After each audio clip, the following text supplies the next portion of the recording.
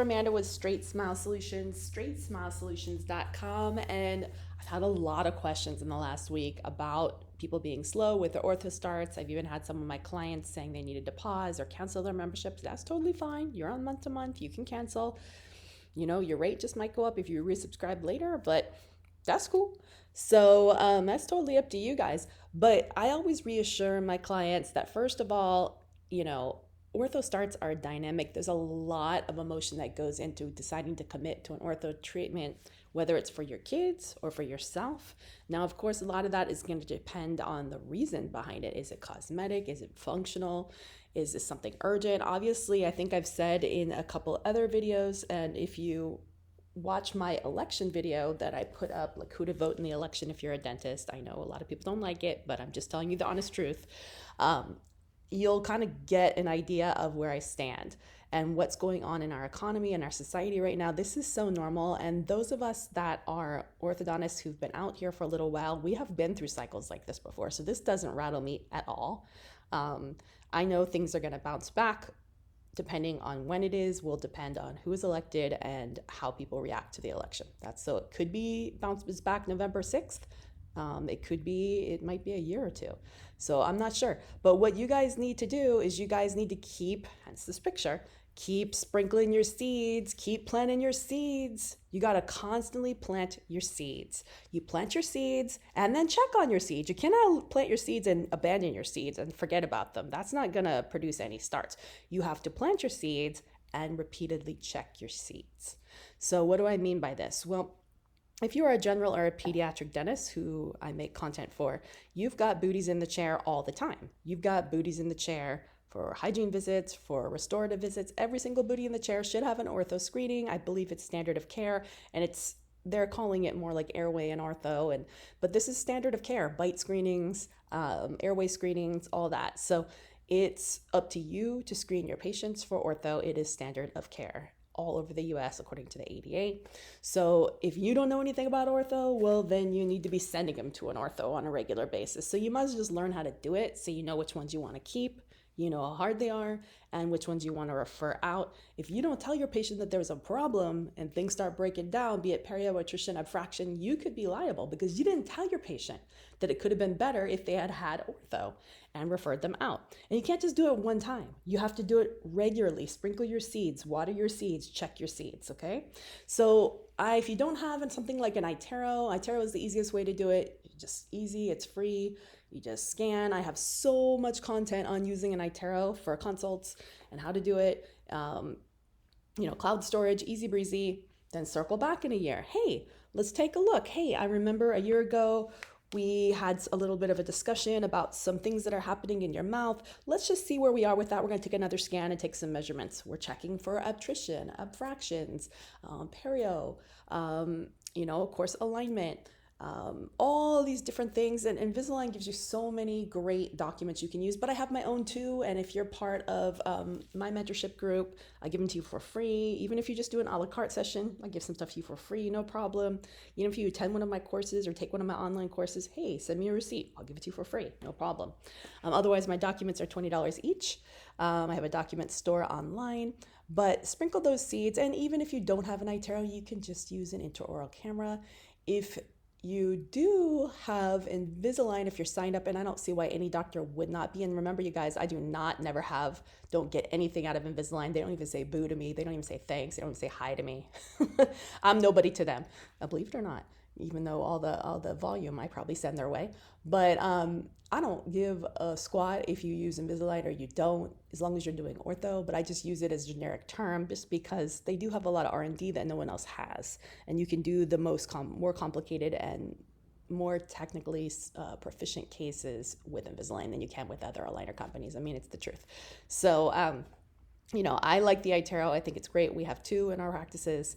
But you can take intraoral photos. And you know what? Even if you're signed up as an Invisalign doctor and you don't have an iTero, you can still use their photo uploader, which is on the app, the doctor-facing app. Snap your photos, so easy. Every single butt in the chair should have ortho photos or an ortho scan taken every 12 months, sometimes every 6 months if it's a kid. And then see what's going on. What can we do? What can we do to make things better? If they're not interested, okay, yeah, no problem. we're going to be revisiting this, Mrs. So-and-so, every 12 months. Just wanted to let you know, we're just going to keep our eye on it, make sure things aren't getting worse, just wanted to let you know. It's just, part of my job to make sure that your mouth is healthy and make sure everything's stable. No one's going to say no to that. So, and then you revisit it in 12 months. And guess what? If things start getting worse, more attrition, more abfractions, more wear, well, that is attrition, more bruxism, more perio issues. I mean, whatever else, more alignment issues. Sometimes patients are more focused on the cosmetic. Sometimes patients are more focused on the function. Some people are focused by both. Don't assume this patient is one or the other. Sometimes you can get an idea by how their eyes kind of light up when you talk to them, but try to get to know your patient is always a good thing. That's why it's great to have those smile screening forms or whatever to see what bothers them, if they're more functionally or more aesthetically focused. And then that's probably the direction you want to head in terms of closing that case. But as you revisit it, and then of course you need to bring up if they have insurance benefits, because insurance benefits can change. People can lose their insurance. People can get different insurance. It can term, if they have some type of coverage, you should definitely be bringing that up because they might not even know they have the coverage. So it might motivate them to get started a little bit sooner than later. So water your seeds, check your seeds, revisit your seeds every 12 months. And the more you do, the more your seeds will eventually begin to sprout. And you're just going to have this giant database that's going to go back. And I recommend you do a treatment plan on every single patient. Even if they say they're not interested, you still do the treatment plan. You do the treatment plan. And guess what? You show them the treatment plan. It doesn't have to be this time. It could be the next time they come in. If they're really not interested, they're not going to want to have a meeting with you to see the treatment plan. But there are ways to email the treatment plan in a HIPAA compliant way if they want to have that. If not, next time they come in, hey, let me just show you this treatment plan that we did. I did it after our meeting last time. I know you said you're not interested, but it's my job to make sure that you have straight teeth and keep your teeth healthy for a lifetime. I'm just going to show you what this looks like. Just take a look. What are they going to do? Say, no, I don't want to look at it.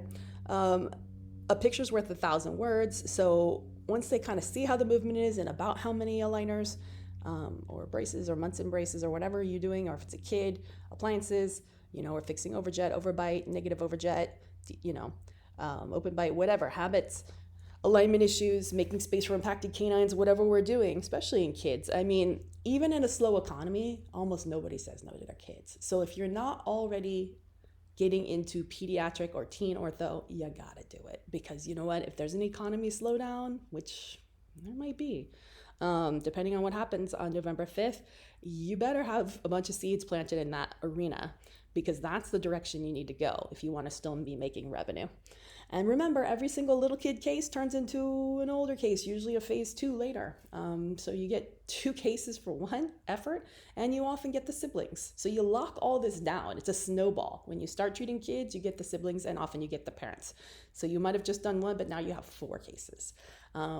Once they trust you, they're going to send, and it's convenient, and they realize you're using technology and they don't have to come in every 4 weeks. You got to figure out, what are the push points? Why are these parents not wanting to do ortho for their kids or for themselves? Is it time? Is it inconvenience? Is it pain? Is it discomfort? Is it how it looks? Because usually when you address the push points, and you don't have to be aggressive about it, you can say, oh yeah, just out of curiosity, ortho is just so quick and easy and healthy nowadays. What are your concerns? What are the reasons you don't want to do it? I would just love to learn for myself so that I can understand it a little bit more, in case we can maybe address those. And sometimes it's money, but in that case, you can talk about different payment plans, what insurance covers. Even sometimes with ortho, we can use an alternative aligner system. It doesn't have to be Invisalign, where maybe you can do batch printing and just pay monthly lab fees, or every 2 months lab fees, which is going to lower your overhead. So if they only can pay $199 or $99 a month, there's ways to do it. So many different ways you can do this. For a teen or a kid, maybe we're not going to do Invisalign or braces, but maybe we're just going to do some appliances just to get them out of trouble. Lab fee on the appliances may only be a couple $100. You probably don't need to be charging more than $1,500, $2,000, $2,500, and you probably do have insurance on the kids, so it might even be free, if you're going to use up those benefits. So make sure you address all their push points and plant your seeds, and you will find that you'll have tons of starts in 2025. All right, thanks so much.